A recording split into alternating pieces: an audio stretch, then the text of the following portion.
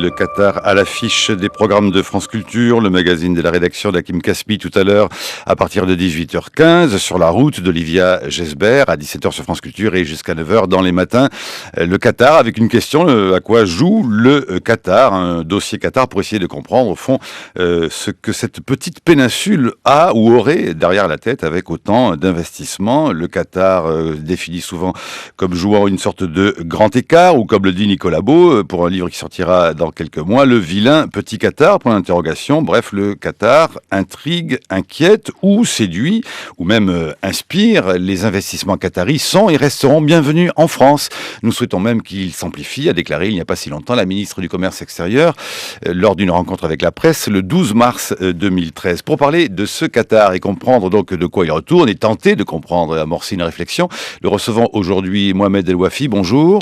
Bonjour. Maître de conférence à Sciences Po, spécialiste de la chaîne notamment Al Jazeera, des médias et des opinions publiques arabes. Willy Ledevin, journaliste à Libération. Avec Mohamed El Ouafi, auteur de Qatar, les nouveaux maîtres du jeu chez Démopolis, et un ouvrage co-signé aussi par Olivier Dallage, Renaud Lecadre, Michel Rumi et Jean-Pierre Sérigny. Et nous sommes en compagnie de Jean-Marie Fardeau. Bonjour Jean-Marie Fardeau, bonjour. Directeur du bureau français de Human Rights Watch. Alors, ambiguïté, grand écart, vilain petit Qatar ou joli petit Qatar.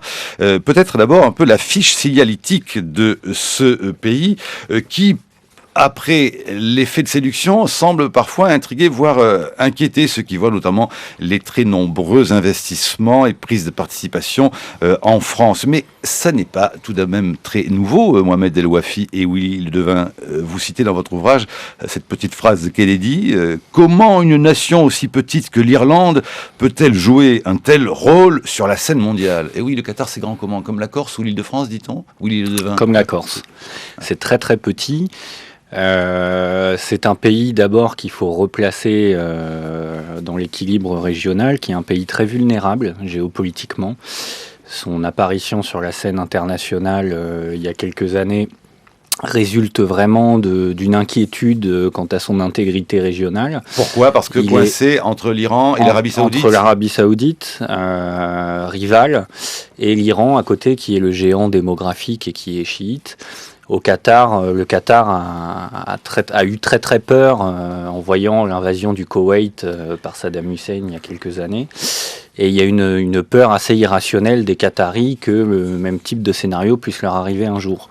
D'où la multiplication des partenariats. D'abord un partenariat historique avec les Américains et aujourd'hui des relations de plus en plus importantes avec l'Union européenne pour s'assurer au niveau régional. De cette vulnérabilité naît donc aujourd'hui cette sorte d'activisme, on va dire, des affaires et de diplomatie. Mais tout de même, comment comprendre que ce pays qui était placé sous protection britannique, anglaise, en 71, tout d'un coup, décide que son avenir sera à la francophilie, Mohamed El Ouafi?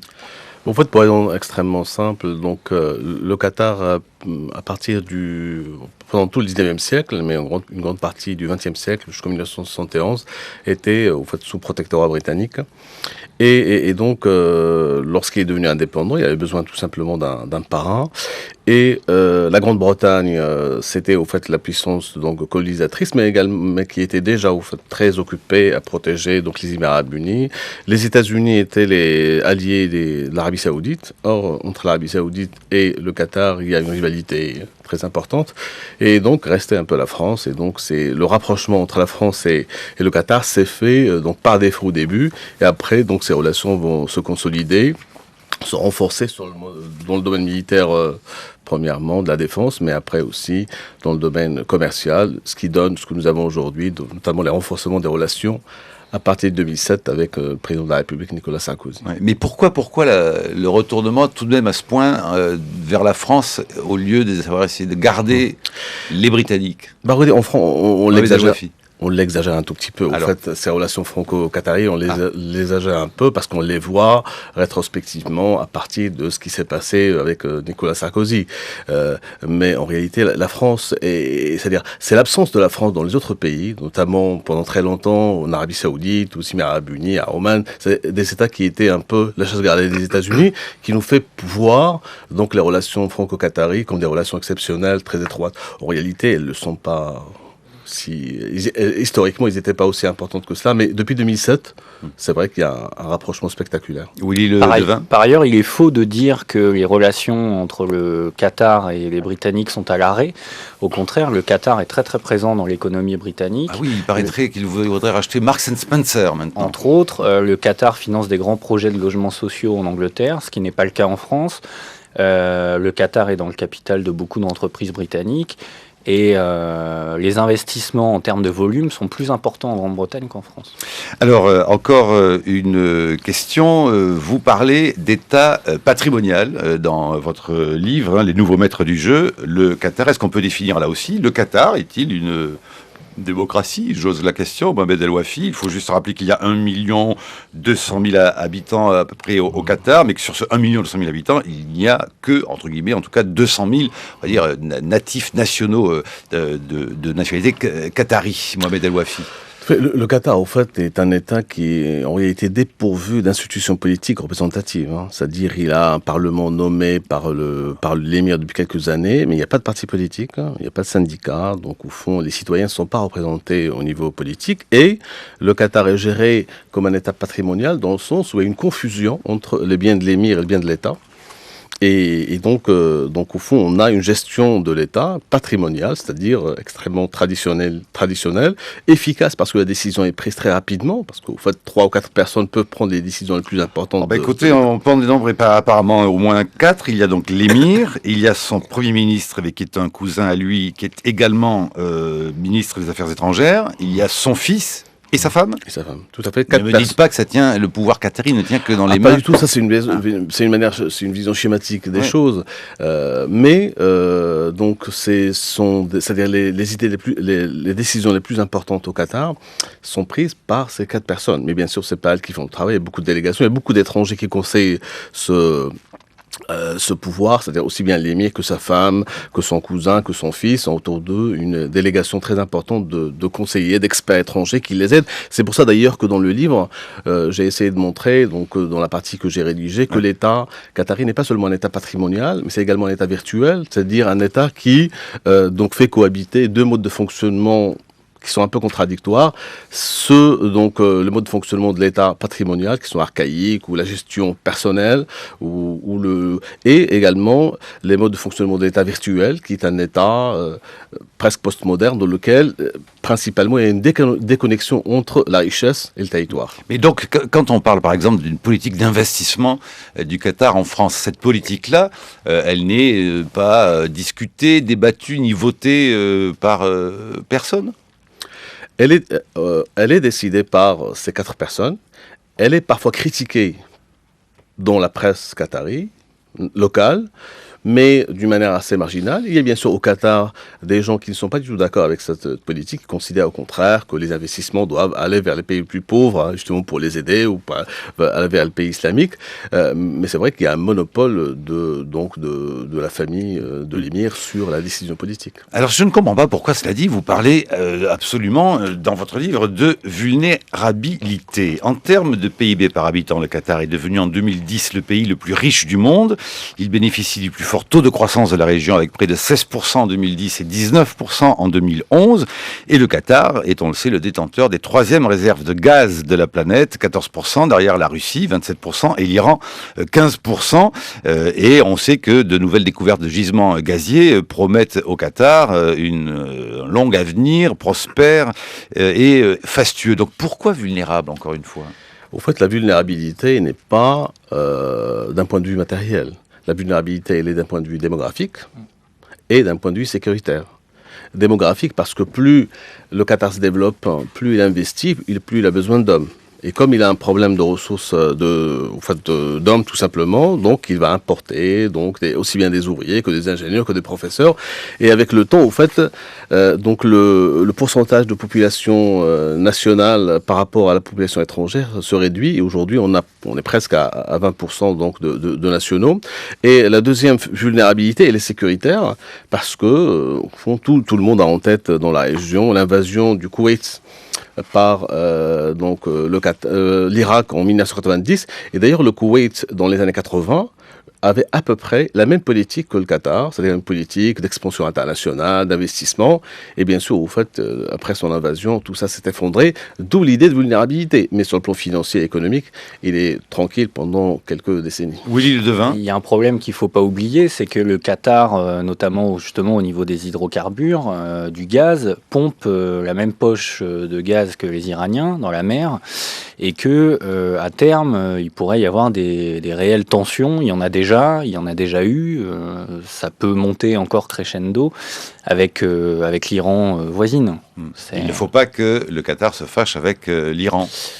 L'Iran fait très peur au Qatar, c'est le géant démographique régional, c'est un régime dur, chiite en plus.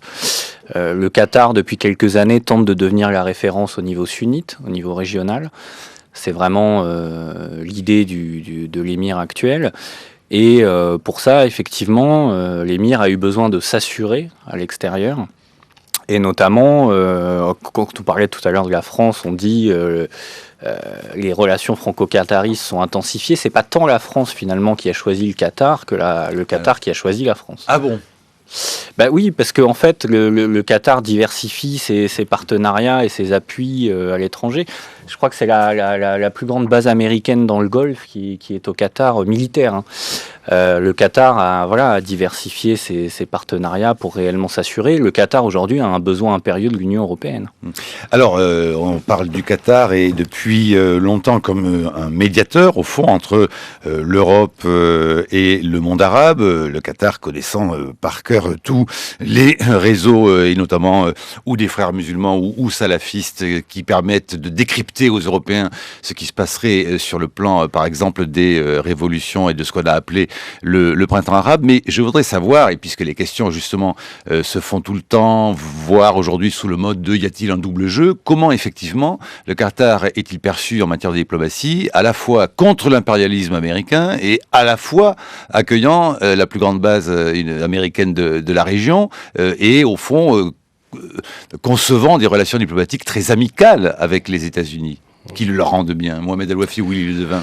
Tout à fait. Donc le Qatar, en fait, il a essayé de diversifier ses partenaires, mais aussi, au fait, moi, je pars dans mon décryptage du Qatar, bien sûr, de la fondation de Al Jazeera. Et d'ailleurs, lorsqu'il y a eu la fondation de cette chaîne de télévision en 96, qui joue un peu, qui joue un petit rôle un peu diplomatique au profit du Qatar. Donc les agents du Qatar ont essayé de multiplier les sensibilités. Et donc, par exemple, la relation avec les États-Unis est très intéressante. Elle n'est pas contradictoire, elle est complémentaire. D'un côté, les États-Unis protègent le Qatar sur le plan donc militaire, et le Qatar entretient avec eux des relations très très importantes, d'information, d'échange, de relations économiques, culturelles. Les universités américaines sont très présentes au Qatar. De l'autre côté, bien sûr, il y a un sentiment hostile à la présence américaine au Moyen-Orient qui est là depuis une trentaine d'années, et donc les Qataris vont jouer sur ce sentiment, et donc dans leur chaîne de télévision, ils vont laisser s'exprimer donc toutes les voix dans le monde arabe, intellectuels, journalistes ou en tout cas leaders d'opinion, qui contestent cette domination américaine. Et donc, cela permet au Qatar de faire plaisir aux opinions publiques dans le monde arabe, et donc d'avoir une chaîne qui est très regardée, et aussi d'autre côté, en fait, ça permet au Qatar d'avoir de bonnes relations avec les États-Unis. Donc il y a un certain équilibre. Mais c'est un équilibre, ça veut dire qu'on ne sait pas dans quel camp choisit le Qatar. Je crois que le Qatar ne veut pas sortir de l'ambiguïté. Sur les grandes questions, par exemple, même sur la question du terrorisme, au fond, les Américains pouvaient donc travailler avec les Saoudiens dans une certaine confiance, pas avec les Qataris. Parce que tout simplement, les Qataris ont des liens importants avec tous les leaders des organisations islamistes ou terroristes dans la région. Et donc, ils tiennent absolument à garder ces liens parce que elles sont importantes, et ce qui donne de l'importance au Qatar, c'est justement le fait que les Américains sachent que en réalité le Qatar peut aussi jouer un rôle de médiateur avec les gens auxquels ils n'ont pas accès.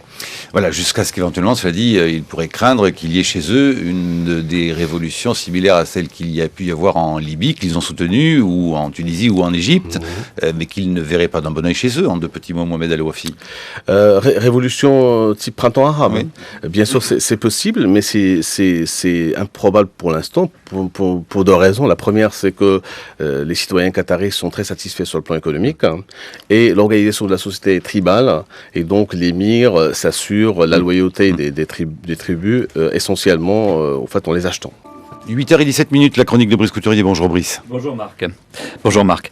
La cause est entendue. Le minuscule émirat du Qatar, premier producteur de gaz liquide de la planète et détenteur des 3e réserves mondiales de gaz prouvées, est à la fois fabuleusement riche et terriblement complexé. Aux avant-postes d'une guerre froide qui oppose l'Arabie sunnite à l'Iran chiite, il redoute de subir un jour le choc du heurt entre ces deux puissances, comme le Koweït fit autrefois les frais de la guerre Iran-Irak. Face aux grands frères saoudiens, il veut être reconnu et considéré. Allié privilégié des États-Unis qui ont soutenu le coup d'État de l'actuel émir Sheikh Hamad Ben Khalifa contre son père en 1995, il souhaite diversifier ses relations occidentales. Il veut à la fois investir ses milliards en prévision du jour lointain où ses réserves de gaz seront épuisées et également exister sur la scène internationale, jouer dans la cour des grands afin d'assurer sa survie en tant qu'État. Et il y a fort bien réussi en devenant, à coups de milliards investis dans les programmes de sa chaîne de télévision Al Jazeera, un véritable soft power mondial. Rappelons que c'est le Qatar qui a financé la construction de la Shard Tower de Londres, le gratte-ciel le plus élevé d'Europe avec 309 mètres de haut, dessiné par Renzo Piano. Il a des participations dans la Barclays, possède le magasin Harrods en ce qui concerne Londres, où il vient d'annoncer des projets d'investissement supplémentaires pour un montant de 11 milliards et demi d'euros. En France, le Qatar s'est offert, outre le symbolique club de football Paris Saint-Germain, on le disait, 3% de Total, 12% de Lagardère, 5% de Veolia, 3% de Vivendi, 1% de LVMH. Il possède en outre plusieurs de nos grands hôtels et palaces, le Martinez et le Carlton à Cannes, le Palais de la Méditerranée à Nice, les hôtels Majestic, ex-Royal Monceau, le magnifique hôtel Lambert, qui durant le 19e siècle, alors qu'il était la propriété du prince Czartoryski, abrita le lobby polonais de Paris. Si le minuscule émirat nous inquiète, vous comprenez à quel point ceci m'est sensible, Marc. On avait senti. Si le minuscule émirat nous inquiète, c'est parce qu'avec lui, comme avec tous ces États rentiers et autres champions du commerce international qui viennent investir chez nous à l'aide de leurs fonds souverains, on ne sait jamais où s'arrête l'honnête désir de faire fructifier des réserves de change accumulées et où commence la volonté d'influencer notre politique. On l'a trop peu souligné, mais plusieurs échecs récents de notre diplomatie commerciale en Arabie Saoudite ou dans les Émirats Arabes Unis ont eu pour cause des liens jugés trop étroits entre Paris et Doha. C'était visiblement le cas de l'ancien président Sarkozy et de son épouse avec le cheikh Ben Khalifa et l'une de ses épouses, la très médiatique cheikha Moza.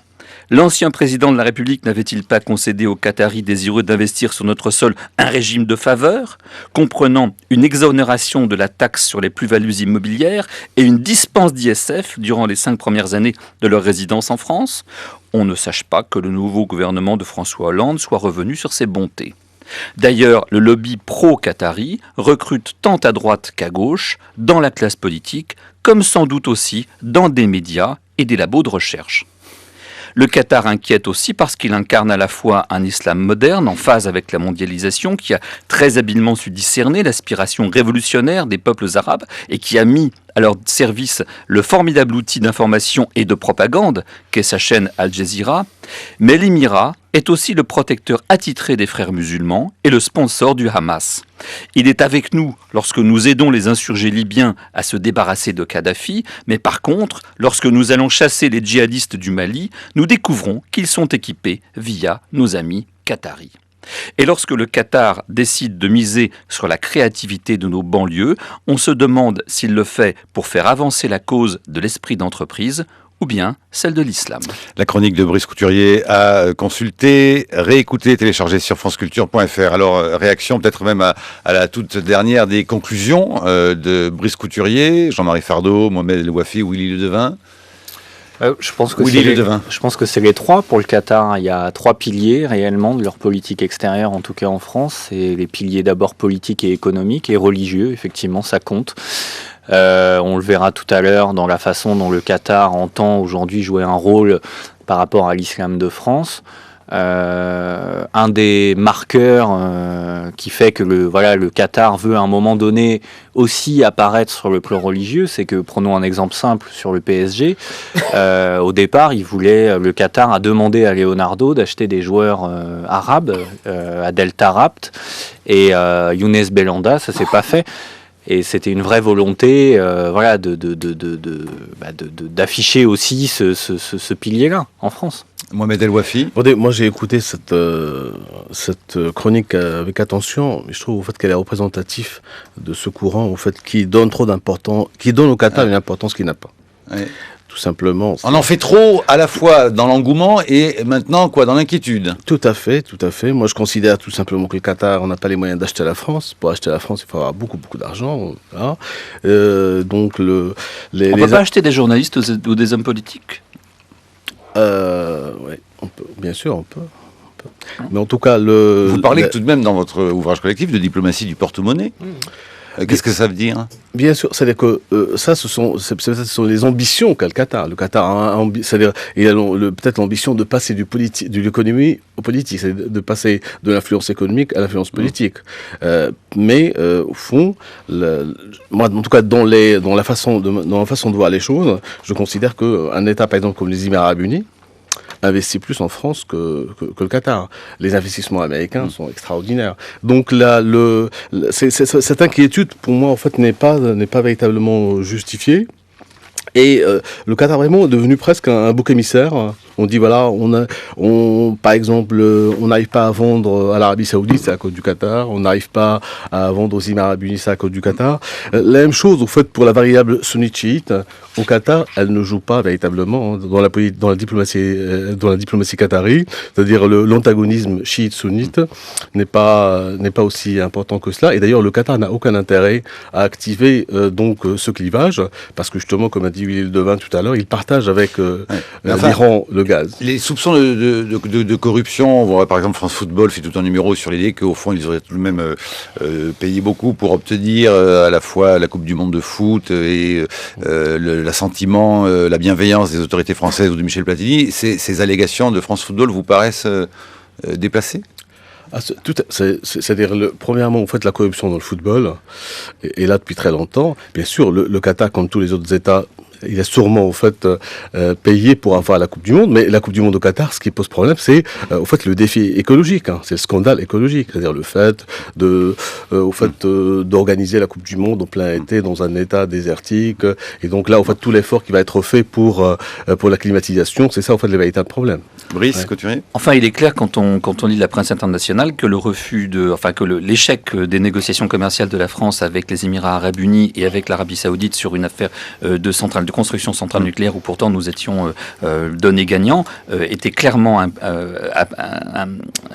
attribué à notre rapprochement trop étroit à l'époque de Sarkozy avec le Qatar. C'était partout. Enfin.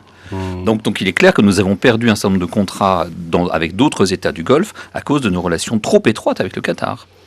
Mohamed El Wafi, Willy Ledevin. Regardez, peut-être, j'avoue, en fait, on a pas de texte écrit sur ce type d'argumentation. On va voir en tout cas aujourd'hui avec la gauche, au fait avec le gouvernement de gauche, au fait il y a une prise de distance peut-être avec le Qatar, et on va voir au fait si les performances économiques de la France avec les pays du Golfe vont évoluer positivement. Pour l'instant, point de tout cela, Mohamed El Wafi, je rappelle, dans Le Monde du 12 mars 2013, Nicole Bricq déclarait que les investissements qataris sont et resteront les bienvenus en France et que nous souhaitons, a dit Nicole Bricq, même qu'ils s'amplifient. Alors, dans cette deuxième partie de l'émission, dans les matins de France Culture, deux dossiers, la question justement du ce qu'on appelle le fameux soft power, dont peut-être le PSG ou la télévision Al Jazeera serait un des fleurons, et puis la question aussi, bien sûr, le revers de la médaille tout de même, des droits humains. On va commencer par le soft power incarné, Christophe Payet, vous avez fait ce dossier-là, incarné par donc Al Jazeera, et c'est là que, on va dire au fond, tout commence, notamment en 96. Oui, voilà, en 96, l'émir crée Al Jazeera, c'est la vitrine du pays dans l'ensemble du monde arabe. Plus de 400 journalistes dans une soixantaine de pays. On lui prête même d'avoir eu de l'influence sur les printemps arabes. Et les journalistes de la chaîne contribuent malgré leur professionnalisme reconnu, à servir la diplomatie d'influence du Qatar. Écoutez par exemple Mohamed Krishen, c'est le présentateur vedette d'Al Jazeera, je l'ai joint à Doha. Parfois, en tant que journaliste professionnel, on se trouve dans des positions qui ne sont pas toujours confortables, il faut bien l'admettre. Parfois, on se sent mal à l'aise, mais c'est quand même gérable. Il faut dire que on n'est pas une chaîne qui reçoit des ordres quotidiens de la part du pouvoir du Qatar. C'est une chaîne bien évidemment basée à Qatar, financée par l'Émirat du Qatar. Ça c'est connu, c'est pas nouveau.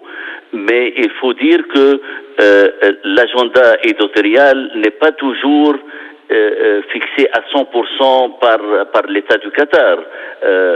J'admets que elle est influencée par le Qatar, on peut pas le nier, c'est tout à fait normal, mais il faut pas exagérer et dire que toute la chaîne, toute la matière éditoriale est guidée et commandée par l'État du Qatar. Il faut faire un peu la nuance. Voilà, désormais, le rayonnement d'Al Jazeera ne s'arrête absolument pas au monde arabe. Une version anglophone de la chaîne a été lancée en 2006. Et cette semaine, le directeur du groupe a confirmé que la chaîne francophone verrait prochainement le jour. Écoutez toujours le journaliste Mohamed Krishen.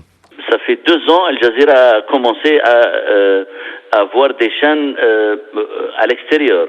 Al Jazeera turque, elle va démarrer très prochainement. On a une autre chaîne à Sarajevo qui s'appelle Al Jazeera Balkan, avec dernièrement une chaîne à New York après l'achat de la chaîne 40.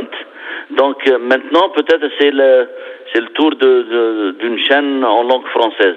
Ça fait des années que la rumeur circule, mais cette fois-ci elle a l'air un peu sérieuse. Donc on peut pas dire que cette chaîne va voir le jour très prochainement, mais l'étude maintenant est tout à fait sérieuse. Il n'y a pas de détails ni sur est-ce qu'elle va être basée en France ou à Qatar ou dans un autre pays. Rien n'est clair pour le moment. C'est une idée ambitieuse, mais pour le moment donné, il n'y a pas de détails. Voilà, alors il y a bien sûr cette partie très visible de ce qu'on appelle en bon français le soft power, mais il n'y a pas que cela. Nous étions avant-hier à Dakar, Christophe Payet, et nous apprenons ainsi que, par exemple, le Qatar est extrêmement intéressé à participer notamment à l'OIF, l'Organisation de la Francophonie. Oui, le pouvoir qatari se montre volontiers francophile. Un diplomate m'a par exemple confié une petite anecdote. Le ministre de la Culture du Qatar se vanterait d'écouter France Culture en podcast sur son portable. Voilà, plus sérieusement, le Qatar a même intégré l'Organisation internationale de la francophonie le 13 octobre dernier. Politiquement, c'est loin d'être anodin. Écoutez Clément Duhem, il est l'administrateur de l'OIF. Bien sûr, il y a un avantage à venir dans notre forum. On ne fait jamais de démarchage. On ne fait pas du lobby là, pour que les gens adhèrent à l'organisation. Mais le fait d'être maintenant le tiers des Nations Unies nous donne, vous le savez bien, une diplomatie d'influence et une force pour faire avancer certaines idées.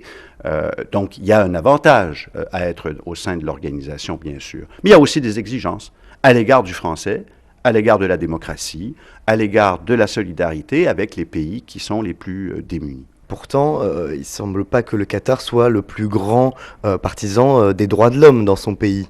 Écoutez, quand vous regardez la famille francophone, notre exigence à nous, c'est d'accompagner les États. Et notre rôle à nous, comme organisation politique et de coopération, c'est de faire en sorte de mettre en place, et c'est ce que nous ferons avec le Qatar, comme nous le faisons avec d'autres pays, mettre en place les conditions pour que justement il y ait plus de démocratie, qu'il y ait plus de respect justement de la diversité qui sont les valeurs mêmes de notre organisation. Alors un diplomate qui a refusé de s'exprimer au micro m'a expliqué tout de même que le comité... Parce que vous il y en a aussi, difficulté à... on a eu énormément de difficultés à faire parler les gens au micro. Ceci dit, on nous explique en off toujours que le comité chargé de l'examen de la candidature qatari avait recommandé un simple statut d'observateur, mais comme ce sont les États membres qui votent souverainement, en fait les États africains ont massivement voté pour que le Qatar devienne membre associé de la francophonie sous l'influence d'un intense lobbying. Je vois réagir Jean-Marie Fardeau. Non, j'attendais que cette précision que c'est bien sur les États africains que le Qatar avait fait pression pour contourner une éventuelle volonté de la France de la laisser seulement comme observateur. Alors, pour la fin de ce dossier Christophe Payet, après le soft power, Brice, écoutez bien, arrive maintenant le Smart Power. Oui, le Smart Power, c'est-à-dire l'éducation et la recherche. L'émir du Qatar a créé en 1995 la Qatar Foundation. Elle a financé notamment un campus à Doha qui accueille 8 universités étrangères, dont la prestigieuse école française HEC. Tanguy Bloom a donc demandé au directeur d'HEC, Bernard Ramanansou, pourquoi il avait souhaité implanter son école à Doha. Le Qatar se positionne avec beaucoup de moyens comme étant un hub pour l'enseignement supérieur, mais sur tous les domaines, c'est-à-dire pas uniquement en gestion. Ils ont invité des gens pour leur école de médecine, ils ont invité des gens pour des écoles de design, et donc je pense que c'est intéressant pour HEC de participer à cette construction, à ce hub éducatif, comme il y a un hub éducatif qui se construit depuis plusieurs années à Singapour. Autre point, le fait d'être au Qatar permet en particulier d'être visible dans la région, mais dans la région au sens très très large, et j'inclus mentalement l'Inde dans cette analyse. L'intérêt peut-être du Qatar, c'est que c'est en plus multidisciplinaire, et je pense que ça c'est quelque chose d'important. Alors, je pense que les pays qui investissent dans l'enseignement supérieur, c'est des pays qui sont persuadés, je rajoute à juste titre que une façon d'accroître son influence et d'accroître sa compétitivité, c'est d'avoir un enseignement supérieur fort. Et je reviens à l'exemple de Singapour. C'est pas le fruit du hasard, c'est le résultat d'une stratégie. Je pense que le Qatar, c'est le même type de stratégie. Et ils le font avec des universités solides, qui ne transigent pas avec la qualité de l'enseignement, qui ne transigent pas avec les règles du jeu universel, et notamment sur le plan humain. Alors, réaction, commentaire à ce dossier de Christophe Payet, Willy Ledevin, d'abord peut-être, ou Mohamed El Wafi sur Al Jazeera.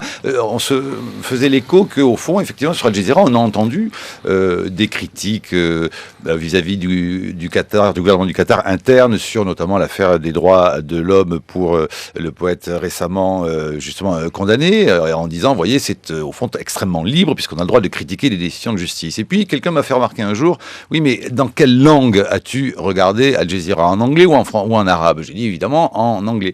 Y a-t-il les mêmes informations sur Al Jazeera version arabe que version anglaise, Mohamed El Wafi? En réalité, au fait, les deux chaînes ne s'adressent pas au même public. Oui, mais enfin, quand on est journaliste, on ne fait pas trop la différence, a priori. Bien sûr, mais ils ne s'adressent pas au même public, et donc au fond, la construction de l'information n'est pas la même. Parfois, les sujets ne sont pas les mêmes. Et au fond, d'ailleurs, les sujets sur lesquels le débat ou la critique se focalise ne sont pas les mêmes. Sur Al Jazeera, vous pouvez trouver beaucoup de critiques sur beaucoup de sujets, peut-être pas sur le Qatar.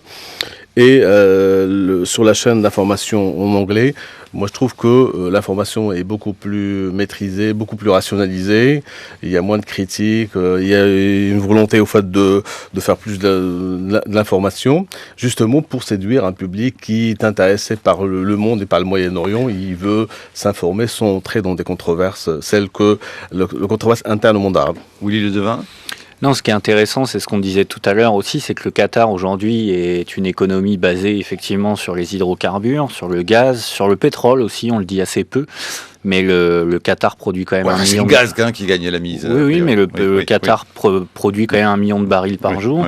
Néanmoins, le Qatar fait le pari de la diversification, veut se transformer d'ici à 2050 effectivement en une économie du savoir.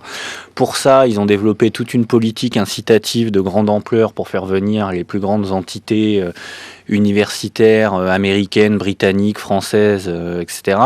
Ils veulent breveter, ils veulent former une élite propre. Et ça, effectivement, ça témoigne quand même d'une stratégie raisonnée, raisonnable. Le Qatar ne fait pas n'importe quoi. Souvent, nous, quand on a écrit le livre, on nous disait mais ça part dans tous les sens, on comprend pas très bien. Le Qatar est chez tout le monde. Le Qatar, en fait, a une vraie stratégie réfléchie et totalement, totalement pertinente. Est-ce qu'il y a eu une importance aussi grande qu'on la lui accorde à la télévision Al Jazeera? Est-ce qu'il y a eu une importance aussi grande que l'on dit sur la question notamment des printemps et des révolutions arabes, ou est-ce que là aussi on a un peu tout de même extrapolé comme on l'a fait notamment en disant que c'était Facebook et Twitter qui avaient fait les révolutions arabes? Mohamed El Wafi? Pour les ressorts qui ont abouti aux révolutions arabes sont bien sûr des ressorts structurels, sociaux, c'est-à-dire ces transformations économiques, sociales et politiques des populations dans le monde arabe. Mais les médias ont joué un rôle important. Al Jazeera, moi je considère qu'elle a joué un rôle non négligeable pour une raison très simple. C'est qu'en fait les slogans qu'on entendait sur Al Jazeera depuis une dizaine d'années, c'est démocratie, liberté, peut-être pas pour les Qataris, mais en tout cas pour les autres Arabes. Et autre chose beaucoup plus importante, c'est que ce qui a fait d'ailleurs le succès de Al Jazeera, Jazeera, c'est d'avoir ouvert dès le milieu des années 90 la porte et les écrans aux oppositions. Donc aujourd'hui, ceux qui gouvernent par exemple en Égypte, mais également ceux qui gouvernent en Tunisie, notamment Ranouchi, mais également Monsef Marzouri, tous ces gens-là, au fait, étaient interdits d'entrer chez eux. Mais ils étaient extrêmement connus en Tunisie et en Égypte pour une raison très simple, c'est qu'on les voyait sur le Jazeera. C'est ça, en fait, le succès c'est-à-dire, c'est ça peut-être la participation du Jazeera à donner des visages, au fait, au champ politique post-révolution, donc dans ces pays. Mais question très naïve, s'il y avait dans la rue aujourd'hui à Doha une manifestation d'ampleur, comme on en a vu au début il y a maintenant 2 ans à Tunis, est-ce qu'elle serait, cette manifestation-là, relayée avec la même intensité que les manifestations tunisiennes ou égyptiennes, que la place Tahrir égyptienne? Moi, je crois un véritable mouvement de foule à Doha, ce qui est difficile à imaginer, et sera obligatoirement relayé par le Jazeera, sinon elle perdrait toute crédibilité, même si je remarque quand même que le poète qui a été condamné il n'y a pas très longtemps, à 15 ans de prison, en fait, il n'a pas du tout été cité par le Jazeera. Et le prédicateur Youssef Al-Qaradawi, qui est le prédicateur éminent des frères musulmans, qui est en permanence présent sur les émissions d'Al Jazeera en arabe, c'est quand même quelqu'un qui souffle sur... qui a un islam extraordinairement intolérant, agressif, conquérant. Ça aussi, ça fait partie du paysage quand même. Hein. Oui, c'est le... Willy le Devin. On a tendance à dire souvent que c'est le moufti officieux du régime. C'est le seul savant d'ampleur pour les frères musulmans. Les frères musulmans ont assez peu de savants de renom qui ont une aura. Qaradawi, effectivement, est avec Al Jazeera une des vitrines du Qatar. Qaradawi a eu effectivement des positions très très limites. Il a eu des propos sur les chambres à gaz qui étaient assez abjects. C'est un antisémite déclaré. Hein. Il a eu des propos sur l'homosexualité qui étaient pareil scandaleuses. Aujourd'hui Qaradawi fait partie de la stratégie du Qatar à l'extérieur en fait. Le Qatar a une alliance. C'est vrai que Mein Kampf est en vente là-bas et qui a eu beaucoup de succès. Ah ça, je l'ai lu dans certains articles. Moi, j'avoue, je l'ai jamais pas vérifié. En fait, à Doha, paradoxalement, il n'y a pas beaucoup de librairies. Hein. On écoute France Culture, mais il n'y a pas de librairies. Il n'y a pas beaucoup de librairies. Donc, pour acheter des livres, il ne faut pas aller à Doha. Mais j'avoue, je ne l'ai pas vu. Mais c'est tout à fait possible. Hein. Alors, derrière, évidemment, cet univers ripolliné, très climatisé, au fond, quand on parle du Qatar, vu les températures, donc ce soft power, il y a tout de même un envers de la médaille que vous connaissez bien, Jean-Marie Fardeau. Je rappelle, vous êtes le directeur du bureau français des Human Rights Watch. Bien sûr, ce soft power passe par le sport, la préparation de la Coupe du Monde en 2022. Enfin, les droits humains, les droits de l'homme ne s'y retrouvent pas tout le temps, Jean-Marie Fardeau. Oui, et c'est pour ça que nous insistons beaucoup sur la situation des travailleurs migrants. On a quand même rappelé en début d'émission que sur plus d'1 million d'habitants, il n'y a que 200 000 Qataris, donc 800 000 environ migrants aujourd'hui au Qatar, et probablement 1 500 000, voire 2 millions dans les années qui viennent à cause de l'afflux probable d'environ 1 million de travailleurs migrants supplémentaires, surtout d'Asie du Sud, Sri Lanka, Bangladesh, Népal, qui sont les principaux pays, disons, d'arrivée, de venue de ces travailleurs migrants. Et donc le sort et les droits de ces personnes nous semblent une question centrale au Qatar, même si on peut certainement vivre dans ces pays, et je suis moi-même allé aux Émirats Arabes Unis, on peut vivre sans voir finalement cette masse laborieuse, discrète, invisible, qui vit en dehors des zones réservées aux personnes riches et qui sont malheureusement extrêmement maltraitées et leurs droits absolument pas respectés. Donc on a beaucoup travaillé là-dessus, et au Qatar ça nous semble un exemple particulièrement éclairant, et pour le Qatar et pour la région. Alors écoutez justement le dossier, bonjour Tanguy Bloom, préparé sur cette question. Tanguy Bloom. Oui, justement, donc j'ai interrogé Sharan Bereau, qui est la secrétaire générale de la Confédération syndicale internationale, et elle explique que si les travailleurs qataris sont parmi les personnes les plus riches du monde, les travailleurs immigrés sont, eux, c'est ce que vous dites, traités comme des esclaves. Un chiffre qui est assez saisissant, au Qatar, il y a environ 200 000 Qataris pour 1 500 000 immigrés. Ça veut dire que les immigrés représentent peu ou prou 90% de la population. On écoute Sharan Bereau de la Confédération syndicale internationale. Un ouvrier du bâtiment qui construira les stades de la Coupe du Monde travaillera entre 13 et 15 heures par jour, 6 jours par semaine, pour un salaire quotidien de seulement 8 à 11 $. Il n'y a pas de salaire minimum au Qatar. Pour le ministère de l'Emploi qatari, cela relève de la responsabilité des pays qui envoient les travailleurs. Par conséquent, les pays qui envoient des ouvriers entrent en concurrence au niveau de ces bas salaires. Les travailleurs népalais sont parmi ceux qui réclament les salaires les plus bas et peuvent n'être payés que 50 € par semaine. Il n'y a pas de liberté d'association. Non seulement les immigrés n'ont pas le droit de se syndiquer ou de faire grève contre leurs mauvaises conditions de travail, mais en plus, on leur refuse aussi fréquemment l'accès aux magasins et aux cafés où se rendent les Qataris ou les touristes. Il y a déjà 1,2 million de travailleurs au Qatar qui vivent dans des conditions d'esclavage au XXIe siècle. Si on rajoute un autre million de travailleurs immigrés et que rien ne change, alors ce sera l'endroit le plus horrible au monde pour travailler. Plus de gens mourront en construisant les stades que de footballeurs fouleront les pelouses de ces stades pendant la Coupe du Monde. Alors, ce qu'il faut comprendre, c'est le processus de recrutement des travailleurs immigrés qui est fondé sur le parrainage. C'est très simple. Si vous êtes pakistanais, par exemple, vous signez un contrat avec un sponsor ou un parrain avant de venir au Qatar. Une fois sur place, ce sponsor est censé vous protéger et garantir le respect de votre contrat de travail. Le hic, c'est que le sponsor, c'est le chef de l'entreprise dans laquelle vous travaillez, ce qui donne évidemment lieu à de nombreux abus. Pour l'illustrer, je vous propose d'écouter une travailleuse immigrée au Qatar. Alors, elle a souhaité rester anonyme, elle était assez apeurée quand elle m'a parlé au téléphone. Elle a 29 ans, elle est venue à Doha depuis les Philippines et son travail consiste à amener des enfants à l'école puis à les ramener chez eux. Ces enfants, ce sont ceux d'autres travailleurs immigrés plus qualifiés, des ingénieurs ou des managers qu'on appelle les expatriés, qui travaillent pour QAFCO. QAFCO, c'est la plus grosse entreprise d'engrais chimiques au monde et elle est basée au Qatar. Écoutez donc cette immigrée qui parle de ses conditions de vie. Il y a 40 à 50 femmes par maison et nous sommes 10 à 12 par chambre. Nous avons 2 salles de bain et tout le monde a un emploi du temps à respecter. Donc, nous devons nous lever très tôt, vers 2 heures du matin. Aux Philippines, j'ai signé un contrat pour un salaire de 1460 rials. Et là, je suis payée 900 rials. Et j'ai tous les papiers pour prouver ce que je dis. Dans le contrat, on me disait aussi que l'eau potable me serait fournie par l'entreprise. Ce n'est même pas le cas. Autre chose, aux Philippines, on a 30 000 pesos pour venir ici, ce qui est l'équivalent de 3 000 rials. Et on ne gagne même pas assez pour rembourser cet emprunt. Si je quitte mon entreprise maintenant et que je retourne aux Philippines, il me faudra 2 à 3 mois pour retrouver du travail. Le problème, c'est que je n'ai rien pu économiser, parce qu'avec un salaire de 900 rials, on ne peut rien faire. Je dois envoyer tous les mois de l'argent à ma famille. Il faut aussi que j'achète à manger, que j'achète de l'eau. Et l'eau est très chère ici. Si je retourne aux Philippines, qu'est-ce qui arrivera à ma famille? Surtout que je suis celle qui doit gagner de l'argent. Et le problème pour cette travailleuse immigrée au Qatar comme pour les autres, c'est que la contestation est quasiment impossible sous peine de se voir renvoyés dans leur pays d'origine. Nous souffrons toutes ici, mais nos options sont très limitées. Quelques-unes des filles qui travaillent ici voulaient se battre contre ces conditions, mais nous ne pouvons pas, parce que notre sponsor est un homme très influent.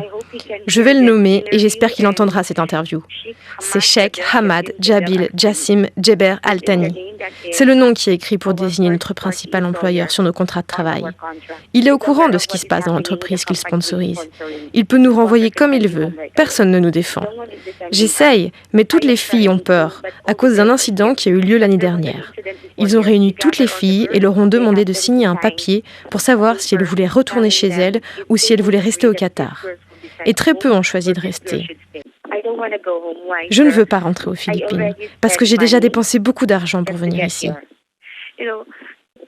Et puis j'ai ma fierté aussi. Et les gens attendent de moi que je sois ici au Qatar. Juste une précision, son sponsor, le fameux cheikh dont elle cite le nom, est un cousin de l'émir du Qatar.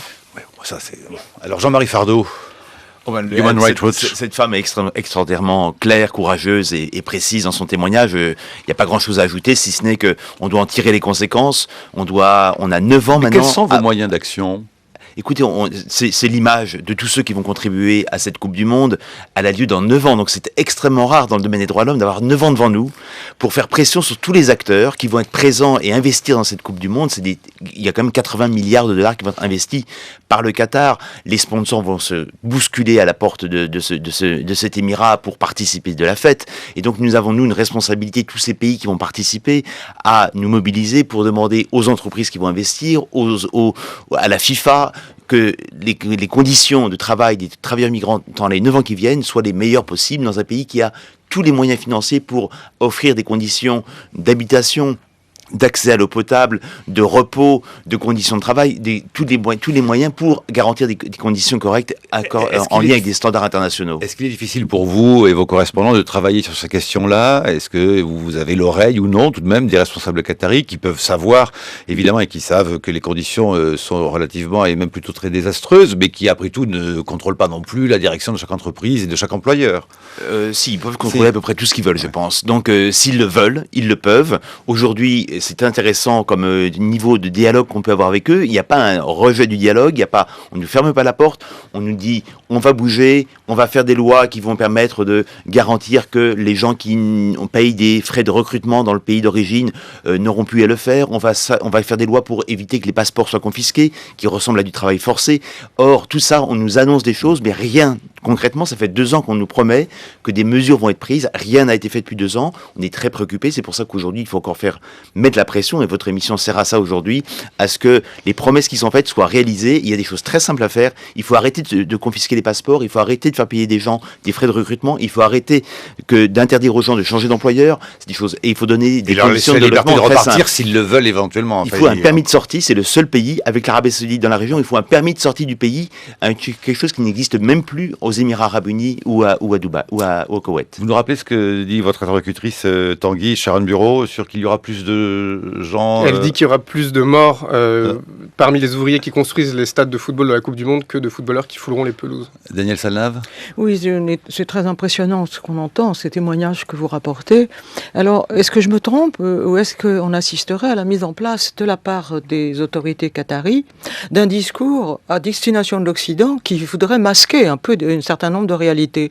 Je pense par exemple que l'épouse de l'émir du Qatar, la Sheikha Moza, a été, et ma consoeur, puisqu'elle a été reçue à l'Académie des Beaux-Arts en 2009, où elle succédait à Diori Ligeti, le musicien, où elle a fait un discours dans lequel l'humanisme, les valeurs des Lumières sont mises tout à fait en avant. Je ne la soupçonne pas de double jeu, mais je veux dire, est-ce qu'il n'y a pas quand même une stratégie de communication de ce côté-là? Vous posez la question qui a été le sous-titre au fond de l'émission et du travail de Christophe Payet et Tanguy Bloom, double jeu, pas double jeu, comment répondre à cela, Mohamed El Wafi? Tout à fait, vous avez tout à fait raison, il y a une véritable stratégie de communication du Qatar, au fait, qui veut montrer justement les meilleures réalisations, et c'est vrai qu'il y a des choses qui sont cachées, notamment, en fait, la question du travail immigré est fondamentale, mais, moi j'ai un mais, le mais c'est très simple, c'est-à-dire qu'il faut essayer d'associer les citoyens qataris au processus d'émancipation de tous les travailleurs au Qatar, parce que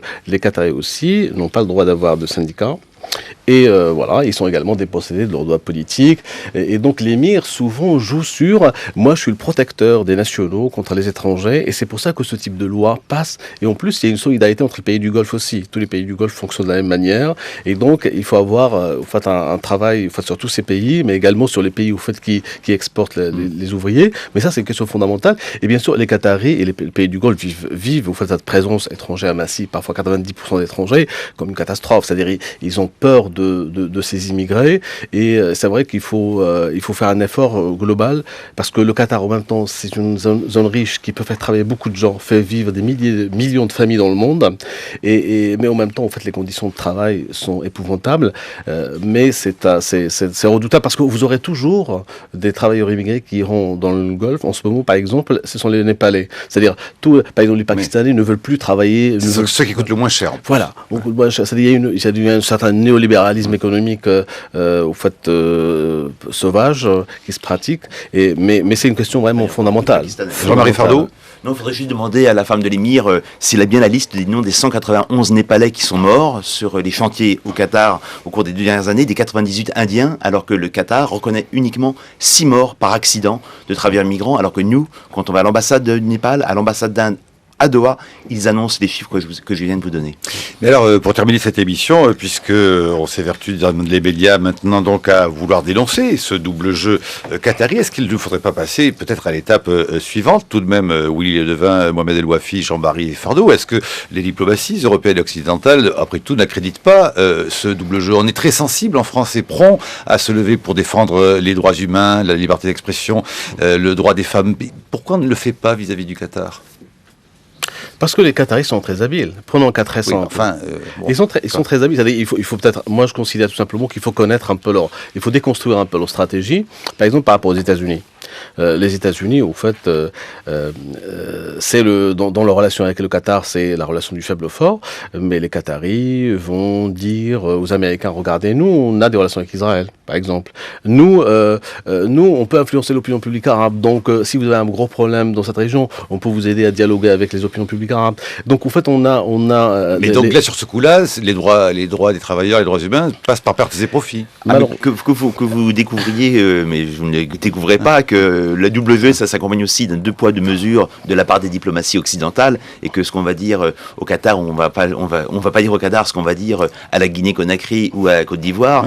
C'est un secret pour personne, et nous, c'est notre travail de demander à ce que tout le monde soit traité de la même manière. Quand le Qatar viole les droits de l'homme, on doit le dire. Malheureusement, la France est trop silencieuse sur ce qui se passe actuellement dans ce pays. Oui, puis nous, on est assez éclairés dans la mesure où on a bossé sur le Qatar et qu'on connaît la question, mais dans l'opinion publique, le Qatar a un tel pouvoir de feu financier. Le Qatar achète de l'influence, achète de la communication. Le Qatar s'appuie sur des fondations, sur des remises de prix, le concours talent des cités, le repas de l'Iftar. Le film Home de Yann Arthus Bertrand a été en partie financé par le Qatar. Le Qatar, au niveau de l'islam, s'appuie sur des personnalités comme Tariq Ramadan, comme Nabil Nasri, qui sont des gens qui sont capables publiquement de tenir un discours rationnel, un discours éclairé, un discours modéré. C'est compliqué, Et personne ne dira que personne ne voudra boycotter la retransmission télévisée de la Coupe du Monde, par exemple, pour sauver les travailleurs pakistanais. Ça me paraît un peu farfelu.